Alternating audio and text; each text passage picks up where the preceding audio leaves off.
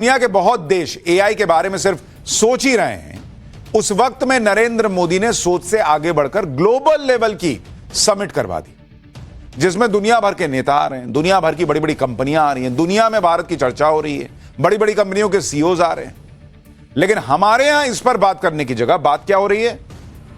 एक private university के कांड की बात हो रही है कि चाइना का रोबोडॉग कैसे आ गया, और एक कांड को बता दिया गया कि पूरा समिट ही एकदम खत्म हो गया। भाई आज पूरा दिन लोग इसी में लगे रह गए।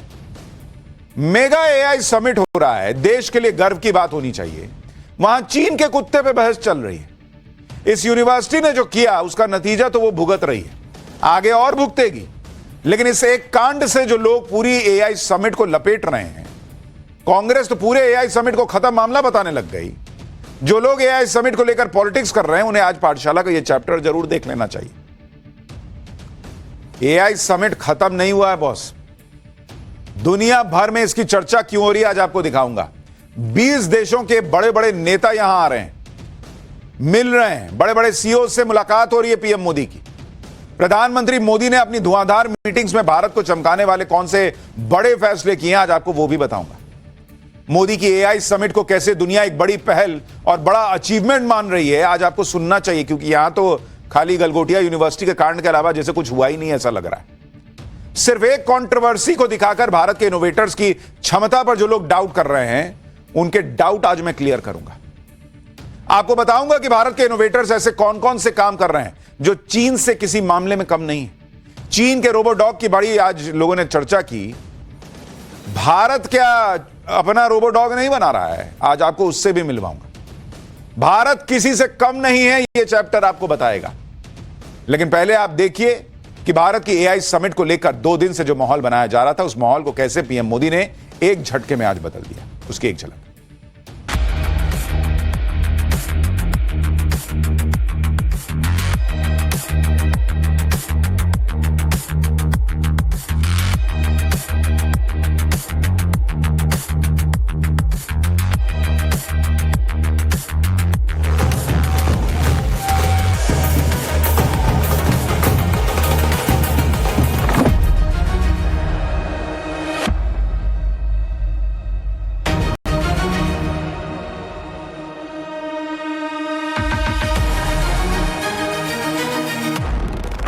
समिट में आपको एक चीनी रोबोट को अपना बताना पड़ रहा है। ये मुझे लगता है इससे बुरी परिस्थिति तो आज़ाद भारत में हमारे हिंदुस्तान की कभी नहीं हुई। हमने ये कभी क्लेम नहीं किया कि हमने कुछ मैन्युफैक्चर किया है जो हमने नहीं किया। एआई समिट को लेकर एक तरफ अचीवमेंट्स हैं, दूसरी तरफ कंट्रोवर्सी। एक तरफ सवाल और बवाल है, दूसरी तरफ नरेंद्र मोदी ने जो किया वो कमाल है। लेकिन आप इस बात को भी समझिए कि कोई एक कंट्रोवर्सी इतनी बड़ी अचीवमेंट को कम कर सकती है क्या?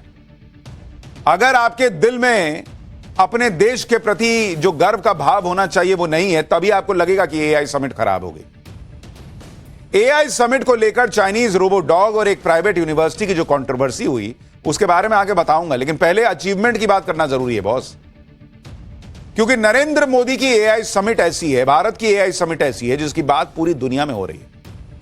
यह दुनिया में ग्लोबल साउथ को लेकर भारत की लीडरशिप दिखा रहा है। लोग लगे पड़े हैं चाइनीज कुत्ते के पीछे। अरे पहले भारत जो अचीव कर रहा है वो देखो ना यार। आप देखिए कि कुछ देर पहले ही पीएम मोदी एआई समिट में पहुंचे और वहां वर्ल्ड लीडर्स का स्वागत किया। 20 देशों के प्रमुख एआई समिट के लिए भारत आए हैं। इसमें से ज्यादातर नेता भारत आ चुके हैं। पीएम मोदी ने एआई समिट में उनका स्वागत किया। यूएन के जनरल सेक्रेटरी भी भारत मंडपम पहुंचे। यानी कोई छोटा मोटा इवेंट कर दिया वैसा नहीं है। दुनिया को नरेंद्र मोदी ये दिखा रहे हैं कि भारत जो चीजें कर रहा है वो किस बड़े स्केल पर करता है। बड़े बड़े नेता एआई समिट में आ चुके हैं, बड़ी बड़ी कंपनियों के सीईओ इसके लिए आए हुए हैं। आज पीएम मोदी ने गूगल के सीईओ सुंदर पिचाई से भी मुलाकात की है। तस्वीरें आप देखिए। अच्छा, पीएम मोदी कई बार विदेश जाते हैं तो सूट बूट पहनते हैं। आज बहुत दिन बाद घर में भी देख रहा हूं, भारत में भी सूट बूट पहन के थे। पीएम मोदी ने सुंदर पिचाई के साथ एआई पर चर्चा की। कैसे गूगल जैसा टेक्नोलॉजी जायंट भारत के टैलेंट स्टूडेंट्स और प्रोफेशनल्स के साथ एआई की फील्ड में काम कर सकता है, इस पर बातचीत हुई। गूगल के सीईओ ने आज ही एक बड़ा ऐलान भी कर दिया। सुंदर पिचाई ने कहा कि वो इंडिया अमेरिका कनेक्ट इनिशिएटिव का ऐलान कर रहे हैं। इसके तहत भारत और अमेरिका के बीच एआई कनेक्टिविटी को बढ़ाया जाएगा। इसके साथ Google AI professional certificate program का भी ऐलान किया गया। भारत की बात करते हुए गूगल के सीईओ ने कहा कि भारत की स्थिति बहुत अच्छी है, कोई बाधा है ही नहीं। सुंदर पिचाई ने कहा कि भारत इस तरह का बदलाव ला रहा है या भारत में ऐसा बदलाव हो रहा है जिससे next world leading AI major Bharat में तैयार होंगे। सुंदर पिचाई को दिख रहा है कि भारत में गजब हो रखा है एआई के मामले में। कांग्रेस कह रही कि बाप रे बाप क्या ही कांड हो रहा है, क्या हो रहा, कुछ नहीं हो रहा। सुंदर पिचाई ने माना कि भारत में एआई के इकोसिस्टम को विकसित करने में अहम काम हुआ है। सुंदर पिचाई ने भारत के एआई मॉडल सर्वम का जिक्र किया, जो बताता है कि भारत में घरेलू लेवल पर एआई तकनीक पर बढ़िया काम हो रहा है। यहां भारत में कुछ लोग एआई समिट पर सवाल उठा रहे हैं। उधर दुनिया के बड़े बड़े देशों के नेता एआई समिट को लेकर इतना एक्साइटेड हैं कि वो नरेंद्र मोदी के साथ दिल वाला इमोजी बना रहे हैं। पीएम मोदी और फ्रांस के राष्ट्रपति की यह तस्वीर एआई जनरेटेड है, लेकिन इसे फ्रांस के राष्ट्रपति ने पोस्ट किया है, मतलब ये बताते हुए कि हम ऐसा ही कुछ फील कर रहे हैं। और लिखा है कि when friends connect, innovation follows, ready for the AI impact summit. आप देखिए कि एक तरफ भारत में ही एक इकोसिस्टम है जो एआई समिट को बदनाम करने में लगा है, दूसरी तरफ दुनिया की बड़ी बड़ी कंपनी के प्रतिनिधि भारत के एआई ताकत को सलाम कर रहे हैं। जैसे प्रोसेस, जो दुनिया की बड़ी टेक इन्वेस्टर्स कंपनी है, वो कह रही है कि भारत में उपभोक्ता उद्यम मजबूत है। कंपनी के अधिकारी कह रहे हैं कि भारत की ग्रोथ बहुत फास्ट है। कंपनी बोल रही है कि भारत का एआई समिट ग्रेट है, यह बहुत बड़ा है, यहां बहुत सी चीजें हो रही हैं, बहुत ही अद्भुत है। बड़ी बड़ी कंपनी भारत के एआई समिट को ग्रेट बता रही है। और अपने यहां के कांग्रेस और बाकी लोग क्या कह रहे हैं अभी आगे दिखाऊंगा। अंतरराष्ट्रीय कंपनी एनवीडिया ने कहा कि भारत अपने मजबूत डेवलपर नेटवर्क, स्टार्टअप और साझेदारों के साथ एआई इनोवेशन के सबसे महत्वपूर्ण केंद्रों में से एक बन गया है। यह बातें वो कंपनी कह रही है जो दुनिया की सबसे बड़ी कंपनियों में गिनी जाती है। इसी तरह global venture capital firm SL ने कहा है कि भारत अगले दशक में टेक्नोलॉजी का उपयोग करके अपने मार्केट कैपिटलाइजेशन को 2 ट्रिलियन अमेरिकी डॉलर का इजाफा करने जा रहा है। कंपनी ने कहा कि इसका मतलब यह है कि भारत में 100 बिलियन डॉलर वाली कई कंपनियां होने वाली हैं और यह बहुत बड़ा जंप होगा। इसी तरह गूगल डीप माइंड के सीईओ ने कहा है कि अगर भारत के युवा एआई के नए उपकरणों को पूरी तरह से अपना लें और उनमें महारत हासिल कर लें तो वो एआई परिवर्तन के अग्रदूत के रूप में उभर सकते हैं। यानी दुनिया भर की बड़ी बड़ी कंपनियां कह रही हैं बॉस कि भारत लीड कर रहा है। दुनिया की बड़ी बड़ी कंपनियां भारत के एआई समिट को न सिर्फ गेम चेंजर बता रही हैं, बल्कि बड़ी बड़ी कंपनियां एआई के मामले में भारत में निवेश भी करने वाली हैं।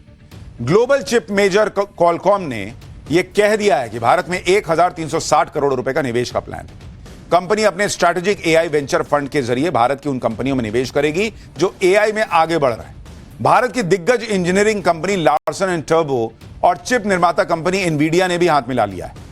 एलएनटी ने एनवीडिया के साथ मिलकर गीगावाट स्केल एआई इंफ्रास्ट्रक्चर विकसित करने की योजना का ऐलान किया। यानी भारत के एआई सेक्टर में इंटरनेशनल कंपनियां दिलचस्पी दिखा रही हैं, उन्हें भारत में नए नए मौके दिख रहे हैं। आप केंद्रीय मंत्री अश्विनी वैष्णव को सुनिए, वो तो दावा कर रहे हैं कि अगले 2 सालों में एआई के क्षेत्र में 200 बिलियन डॉलर का निवेश हो सकता है। Far, whatever investment commitments we have seen, looks like in the coming 2 years, we should be seeing more than $200 billion worth investment across the 5 layers of AI stack. Bharat में होने वाले एआई समिट की चर्चा पूरी दुनिया में हो रही है, क्योंकि ये एआई समिट ग्लोबल साउथ की आवाज बन रहा है। एआई को लेकर पीएम मोदी का क्या विजन है वो पीएम मोदी ने खुद बताया। एक न्यूज एजेंसी को दिए इंटरव्यू में पीएम मोदी ने कहा कि आत्मनिर्भर भारत में एआई के लिए उनका विजन 3 पिलर पर टिका है: संप्रभुता, समावेशिता और इनोवेशन। उन्होंने कहा कि उनका विजन है कि भारत दुनिया भर में टॉप 3 एआई सुपर पावर में से एक होना चाहिए, और सिर्फ एआई के इस्तेमाल में ही नहीं बल्कि बनाने में भी। हमारे एआई मॉडल दुनिया भर में इस्तेमाल किए जाएं जो करोड़ों लोगों को उनकी अपनी भाषाओं में सर्विस देंगे।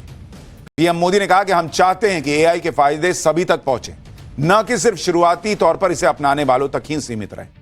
ग्लोबल साउथ में आयोजित पहले ग्लोबल एआई समिट के तौर पर भारत एक ऐसा प्लेटफॉर्म बन रहा है जो कम प्रतिनिधित्व वाली आवाजों और विकास की प्राथमिकताओं को बढ़ावा देता है।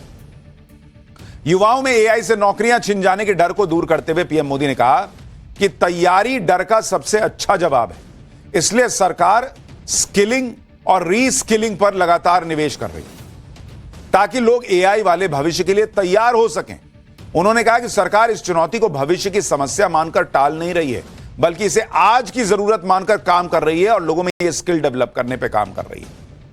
इतिहास बताता है कि टेक्नोलॉजी से काम खत्म नहीं होता, काम का नेचर बदलता है और नई तरह की नौकरियां बनती हैं। कुछ रोल बदलेंगे, लेकिन डिजिटल बदलाव ने नई टेक जॉब्स भी आएंगी। यानी एआई सबकी नौकरियां खा जाएगा, उस डर को भी पीएम मोदी ने दूर किया कि अरे नहीं बॉस, आप खुद को अपग्रेड कीजिए और अगर टेक्नोलॉजी आएगी तो दूसरे तरह की नौकरियां आएंगी, तो उसके लिए तैयार रहिए। भाई लोग यही तो सोचते थे कंप्यूटर आएगा, बाप रे बाप सबकी नौकरी चली जाएगी। हुआ क्या ऐसा?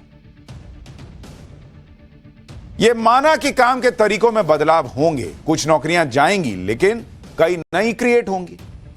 भारत में एआई को रफ्तार देने के लिए पीएम मोदी लगातार काम कर रहा है। मोदी सरकार इंडिया एआई मिशन 2.0 पर काम कर रही है। केंद्रीय मंत्री अश्विनी वैष्णव ने बताया कि सरकार जल्दी ही इंडिया एआई मिशन 2.0 लॉन्च करने जा रही है। अश्विनी वैष्णव ने बताया कि जैसे भारत ने यूपीआई बनाया था, वैसे ही एआई का यूपीआई बनेगा, जो पूरी दुनिया के लिए होगा। केंद्रीय मंत्री ने कहा कि यूपीआई टाइप प्लेटफॉर्म की तरह भारत एआई की सर्विस देगा। यानी भारत ऐसे एआई मॉडल्स तैयार करेगा जो भारतीयों की तो मदद करेंगे, साथ ही ग्लोबल साउथ के कमजोर देशों में भी इसका इस्तेमाल हो सकेगा। भारत में जो एआई समिट हो रहा है, उसमें 100 से ज्यादा देश हिस्सा ले रहे हैं। 20 देशों के प्रमुख भारत में, यानी अगले 2 दिन वर्ल्ड डिप्लोमेसी का मेगा शो भारत में हो रहा है। और नरेंद्र मोदी जानबूझ के इसे ग्रैंड लेवल पर कर रहे हैं, क्योंकि जब भी दुनिया में कहीं एआई की बात हो, हर आदमी के दिमाग में एआई सुनते ही भारत का नाम आना चाहिए। हर कंपनी के दिमाग में आना चाहिए कि एआई पे कुछ कर रहा हूं तो भारत में जाके करना चाहिए। और इतने लार्ज स्केल पे होने की वजह से वो चर्चा होगी। पीएम मोदी ने G20 होस्ट कैसे किया था, आपको याद है ना? इतना ग्रैंड था कि दुनिया देखती रह गई थी। इससे भारत की ताकत और क्षमता का भी प्रदर्शन होता है। वैसे ही अब एआई समिट के लिए पीएम मोदी ने 20 देशों के नेताओं को भारत बुला लिया। आप देखिए, इन नेताओं के आते ही दोपहर में पीएम मोदी ने दिल्ली के हैदराबाद हाउस में बैक टू बैक द्विपक्षीय मुलाकातें की। दिल्ली में पीएम मोदी स्पेन के राष्ट्रपति से मिले, फिनलैंड के प्रधानमंत्री के साथ चर्चा की, सर्बिया के राष्ट्रपति के साथ पीएम मोदी ने बातचीत की, क्रोएशिया के प्रधानमंत्री भी आज पीएम मोदी से मिले, एस्टोनिया के राष्ट्रपति ने पीएम मोदी से मुलाकात की, कजाकिस्तान के प्रधानमंत्री से भी पीएम मोदी की मुलाकात हुई। इन मुलाकातों के दौरान पीएम मोदी ने स्पेन और फिनलैंड के राष्ट्र प्रमुखों से इंडिया ईयू ट्रेड डील पर भी बातचीत की। उन्होंने कहा कि यह फ्री ट्रेड एग्रीमेंट भारत और यूरोप के रिश्तों के स्वर्णिम युग की शुरुआत है। स्पेन के साथ डिफेंस, सिक्योरिटी, टेक्नोलॉजी पर बात हुई। फिनलैंड के साथ ट्रेड को डबल करने पर बात हुई। 6G जैसे टेक्नोलॉजी में सहयोग बढ़ाने पर बात हुई। मतलब एक पंथ दो काज, सबको बुला के भारत का रौला भी दिखा दिया। देखो यार, हम क्या जबरदस्त एआई समिट कर रहे हैं। और जब आई हो तो थोड़ा बिजनेस की भी बात कर लेते हैं, थोड़ी टेक्नोलॉजी की बात कर लेते हैं, थोड़ा डिफेंस की बात कर लेते हैं, वो भी हो गया। और दुनिया में जो तस्वीर जा रही है वो तो जा ही रही है। पीएम मोदी भूटान के प्रधानमंत्री से भी मिले। उनकी मुलाकात की तस्वीरें वायरल हो रही है, क्योंकि दोनों नेताओं ने जिस तरह से एक दूसरे को गले लगाया, उससे ऐसा लगा कि 2 देशों के नेता नहीं बल्कि 2 भाई मिल रहे हैं।